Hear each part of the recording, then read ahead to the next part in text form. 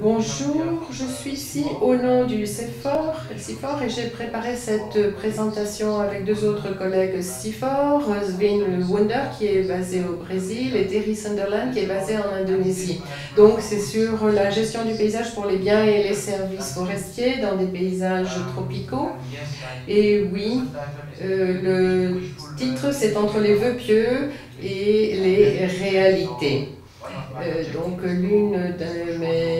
de mes objectifs, c'est de vous passer ce qui se passe sur le terrain, dans non pas un seul cas, mais 5. Donc dans le schéma de ma présentation, je vais tout d'abord vous parler des traits communs qui relient le CIFOR et l'MFL, enfin le réseau des forêts modèles. Ensuite, voir quelles sont les perceptions locales et les processus de déforestation, de déboisement. Ensuite, je vais vous décrire la façon dont nous envisageons les potentiels raids et les complexités raids sur la base des expériences que nous avons obtenues dans nos paysages. Et puis ensuite, j'essaierai de souligner l'importance des différentes institutions au niveau du paysage et des questions de gouvernance. Donc, CIFOR et le réseau international des forêts modèles, je crois que les deux institutions envisagent la forêt de façon semblable. Deux points importants: la façon dont on analyse la forêt d'après une perspective paysagère et l'importance qui est donnée aux valeurs des différentes parties prenantes dans ces forêts. Le CIFOR a travaillé dans 6 domaines de la recherche, dont 2 sont très proches des forêts modèles. Et ici, nous avons le domaine 3 qui insiste sur les petits propriétaires forestiers et les communautés forestières. Nous avons aussi vu les façons, les compromis, les arbitrages entre la conservation et la gestion du paysage. Voilà ce que nous avons fait pour nos études de cas. Nous avons mené à bien un projet dans 5 pays différents: l'Indonésie, le Laos, la Tanzanie, le Cameroun et Madagascar. Et ce sont des pays qui sont très importants en termes de conservation de la biodiversité. Dans ces pays, nous avons choisi des paysages qui étaient très importants, donc en termes de biodiversité, dont une zone protégée, mais nous avons voulu aussi voir la biodiversité en dehors des zones protégées pour informer les processus de zonification sur ces sites. Alors, l'une des études que nous avons menées à bien a consisté en une évaluation de la perception locale de différents biens et services forestiers sur ces 5 sites. Nous avons travaillé dans 3 villages différents avec 3 focus groups différents. Voici les résultats obtenus pour tous les sites. Dans le site le plus forestier au Cameroun, au moins forestier en Indonésie. Je ne sais pas si vous pouvez lire cela, mais est-ce que vous voyez les différents titres sous les colonnes? Tout d'abord à gauche, l'importance que les gens donnent aux biens auto-consommés et fournis, apportés par la forêt, qui sont considérés partout comme étant très importants. La deuxième colonne, il s'agit des produits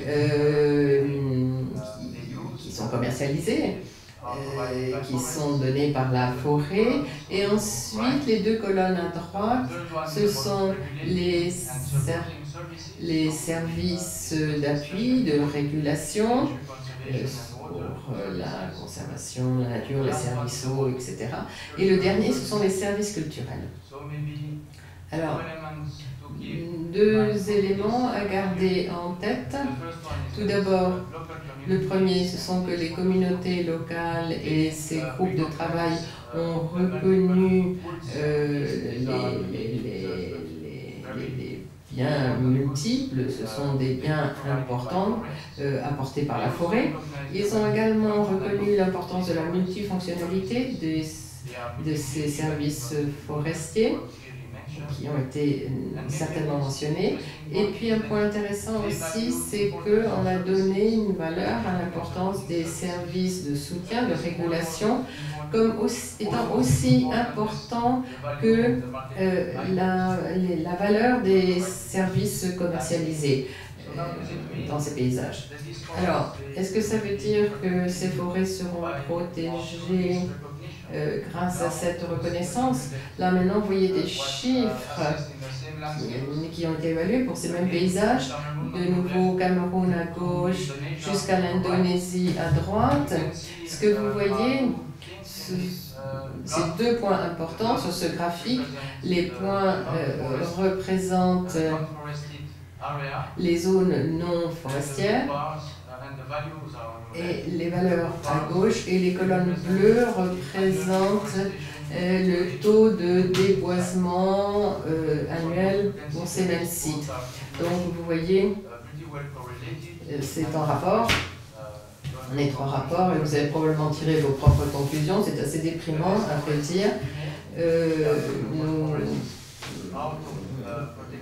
Les forêts en dehors des zones protégées vont être très rapidement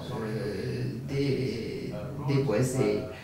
C'est un peu brutal, un peu déprimant, mais qu'est-ce que ça veut dire? Ça veut dire tout d'abord que les interventions de prise de conscience ne suffisent pas. Nous voyons que les communautés locales savent très bien quelles sont les fonctions, les services apportés par la forêt et l'importance l'importance multifonctionnelle de ces forêts. Mais il y a des développements économiques, des tendances économiques et qui les poussent à transformer ces terrains forestiers en terrains agricoles.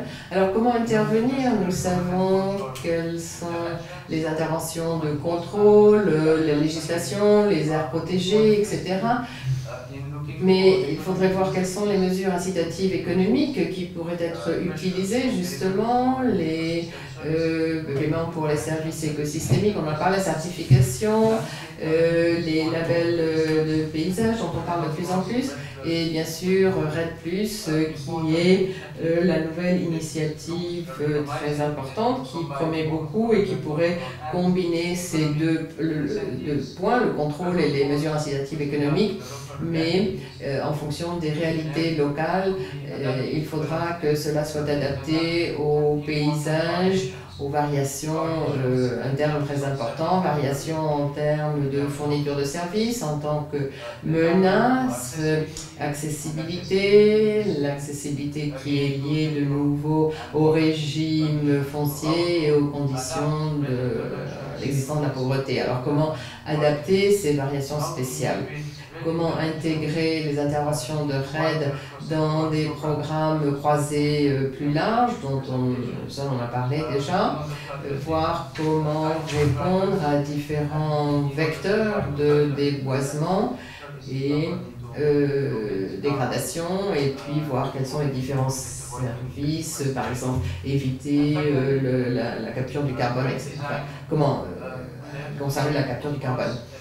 Et ensuite, il faut être efficace, mais l'efficacité peut être mesurée d'une perspective sociale, économique, de la perspective du carbone, ce qui veut dire qu'il y a des compromis, des arbitrages à faire. Mes deux autres collègues, surtout Young, Berner et Wunder, ont essayé de songer à la façon dont on pouvait optimiser les politiques REDD, les options REDD, et ont identifié trois critères très importants en termes d'efficacité. L'un traitera des coûts de mise en œuvre, l'efficience économique. L'autre sera de voir comment les interventions de REDD peuvent vraiment éviter le déboisement et donc avoir une efficacité au niveau du carbone. Et puis ensuite, comment cela peut avoir un impact sur le bien-être des populations. Et cela a été mentionné, on a mentionné le bien-être pour quels bénéficiaires. Ça, ce sera très important à débattre et à négocier. Alors, quelques mots pour souligner l'importance que les structures de gouvernance peuvent avoir. voir comment on peut négocier ces arbitrages, ces compromis entre ces perspectives économiques et sociales, comment inclure des processus de négociation entre les différentes parties prenantes et avoir un système de gouvernance en collaboration. J'ai inclus ici une image d'un livre que nous avons publié récemment sur la gouvernance en collaboration des paysages tropicaux. Et nous décrivons justement la gouvernance de ces paysages comme étant très complexe, qui inclut différentes réalités. Et cette complexité nous a conduit à songer à des façons de faire face à différentes incertitudes en ce qui concerne l'impact des interventions RAID ou la façon de traiter avec des institutions qui sont trop faibles. Donc il faudra commencer en étant petit au départ et en grandissant, en s'adaptant justement à ces différentes réalités et voir comment suivre les progrès qui auront été réalisés.